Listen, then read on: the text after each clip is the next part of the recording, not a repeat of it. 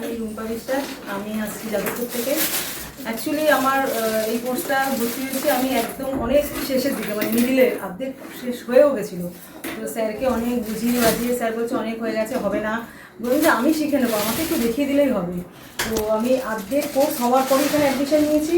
যে ক্লাসগুলো আমি করতে পারিনি সেগুলো আমি ভিডিও পেয়েছি, সেগুলো নিয়ে আমি যা যা নলেজ দেওয়ার দরকার সেগুলো আমি বন্ধুদের কাছেও পেয়েছি, ম্যামের কাছ থেকেও পেয়েছি। সেটা নিয়ে কোনো অসুবিধা নেই। আর যে ক্লাসগুলো আমি করতে পেরেছি সেটাও করেছি, কাজ দেখলেই বুঝতে পারবেন যে আমি কতটা করতে পেরেছি।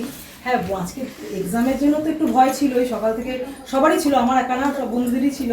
তো ম্যামকে দেখলে এমনি আরও ভয় বেড়ে যায়, একে বি বলি বিকে সি বলি, তাও ম্যাম জিজ্ঞেস করছি এটাই তো ওটাই তো, কনফিউশনটা ঠিক করার জন্য বলে দিচ্ছে যে ঠিক বলছো তো, ঠিক আছে, এটাই এটাই স্বাভাবিক, পরীক্ষার হলে এই নার্ভাসটাই ঠিক, বেশি ওভার কনফিডেন্সটা ভালো না। তো ম্যামকে একটা কথাই বলবো, খুব ভালো লাগলো। শুধু আপনি আর স্যার না, আমি এতগুলো বন্ধু বান্ধব পেলাম এখানে নতুন করে, আমার স্কুল লাইফটা মনে পড়ে গেল। আর কিছু না, এত বছর আগে স্কুলে গেছি, সব বন্ধুদের সঙ্গে বিচ্ছেদ হয়ে গেছে, কিন্তু আবার একটা গ্রুপ, একটা এতজনের কটা ক্লাসের পরেই এসছে, বাট সবাই মিলে কিন্তু ওকে হেল্প করেছে, সবাই ক্লাসে সবাই ওকে হেল্প করেছে, সেটা ভীষণ ভালো লাগলো। এত বন্ডিং ক্লাসের মধ্যে ছিল।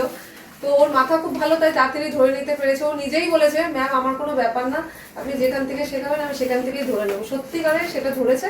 আজকে প্রেজেন্টেশনটাও দিয়েছে, কিন্তু ওকে কোনো কোশ্চেন করলে অনায়াসে বলে ফেলতে পারে যদি ও পড়াশোনাটা ঠিক করে করে। আর যেটা না শুনে তো সেটা আগেই বলে দেয় ম্যাম এটা আমি দেখিনি, সেটা আলাদা ব্যাপার। তো সেটাও ভালো করে ধরেছে, তার জন্য আজকে এত ভালো পেরেছে। কিন্তু আরো প্র্যাকটিস করতে হবে যাতে সামনের দিন আরো ভালো কাজ করে। আশীর্বাদ ভালোবাসা রইলো, অনেক খাওয়া।